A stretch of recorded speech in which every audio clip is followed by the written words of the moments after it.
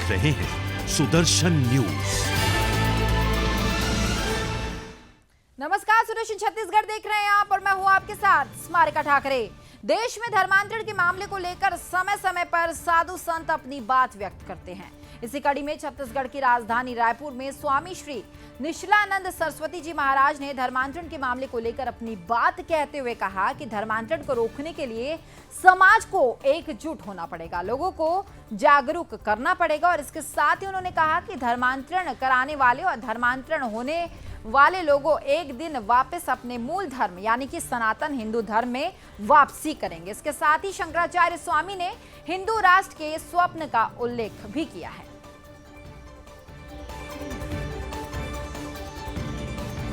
तो वहीं नक्सलवाद पर चर्चा वाली बैठक में नहीं गए सीएम भूपेश बघेल। आपको बताएं कि सीएम भूपेश बघेल इस कार्यक्रम में नहीं गए थे। आपको बता देते हैं कि जो अमित शाह जी थे उन्होंने ये बैठक रखी थी ताकि कई मुद्दों पर चर्चा की जा सके, लेकिन सीएम को समय ही नहीं था। देखिए खास रिपोर्ट।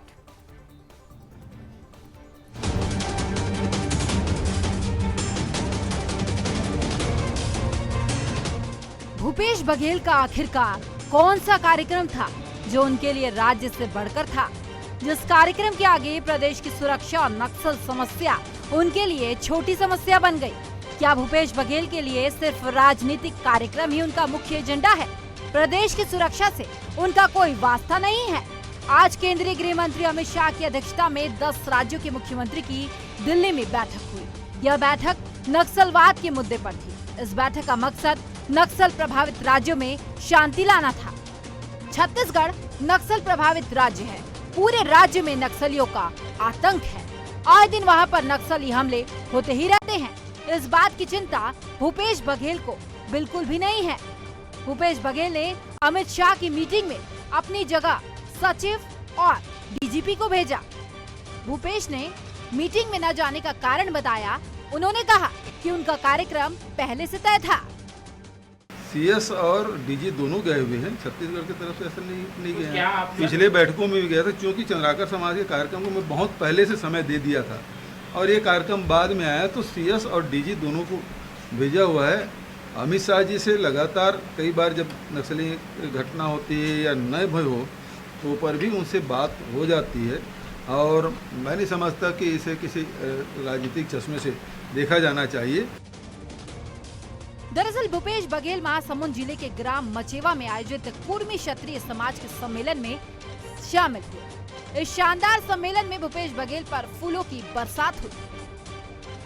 भूपेश बघेल इस जातिगत सम्मेलन की आड़ में कांग्रेस के एजेंडे को चलाते आए हैं, जहां उन्होंने सिर्फ लंबे लंबे भाषण दिए, लेकिन अमित शाह की बैठक को उन्होंने गंभीरता से नहीं लिया।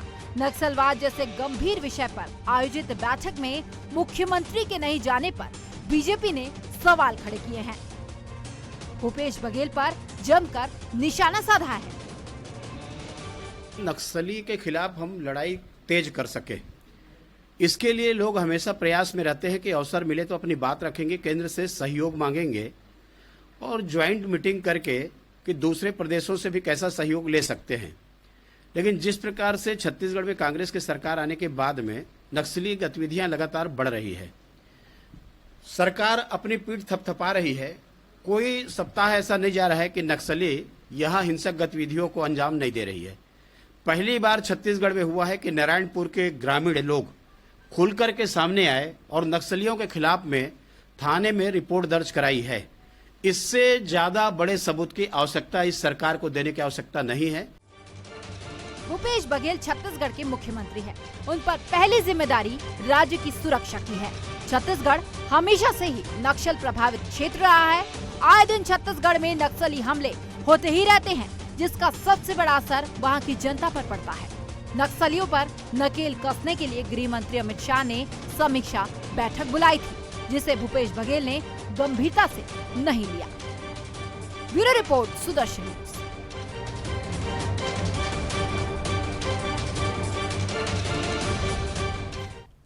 तो वहीं डोंगरगढ़ तहसील के ग्राम पंचायत अछोली में ब्लॉक महिला कांग्रेस कमेटी के तत्वाधान में महिला कार्यकर्ताओं का सम्मान किया गया और साथ ही यात्री प्रतीक्षालय का लोकार्पण भी किया गया। कार्यक्रम की शुरुआत डोंगरगढ़ विधानसभा क्षेत्र के लोकप्रिय विधायक भुवनेश्वर बघेल के द्वारा भारत माता की तस्वीर पर माल्यार्पण कर दीप प्रज्वलित करके हुई। इस कार्यक्रम की अध्यक्षता डोंगरगांव विधायक दिलेश्वर साहू ने की। इस अवसर पर महिला कांग्रेस कार्यकर्ताओं का खूब सम्मान किया गया। इस कार्यक्रम में कांग्रेसी महिला कार्यकर्ता और जनप्रतिनिधि भी उपस्थित रहे।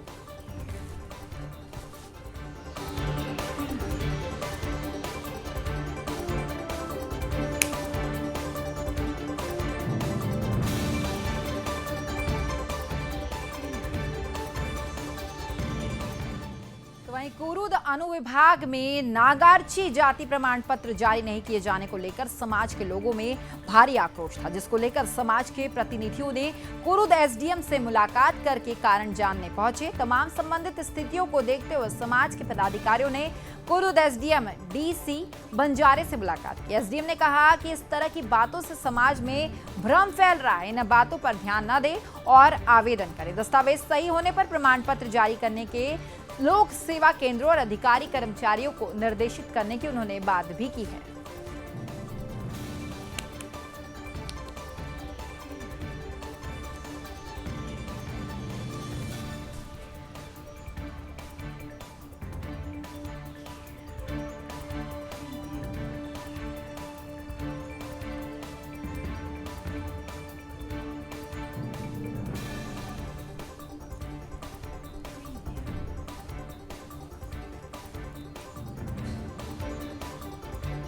तो वहीं धर्मनगरी में इस साल नवरात्रि पर्व में दर्शनार्थियों को मां के दर्शन का लाभ मिलेगा, लेकिन दर्शनार्थियों को प्रोटोकॉल के नियम का पालन करना जरूरी होगा। पिछले 1.5 सालों में मां बमलेश्वरी मंदिर में मेला प्रतिबंधित था।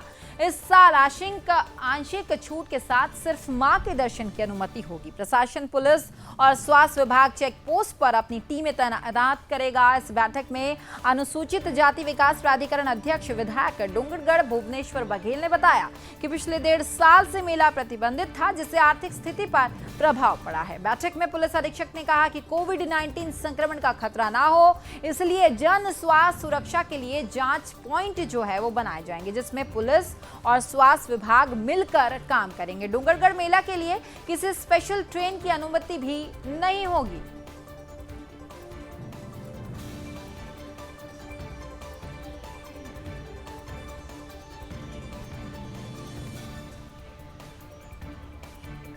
तो फिलहाल इस बुलेटिन में इतना ही। प्रदेश की सभी खबरों के लिए आप देखते रहिए सुदर्शन छत्तीसगढ़। नमस्कार।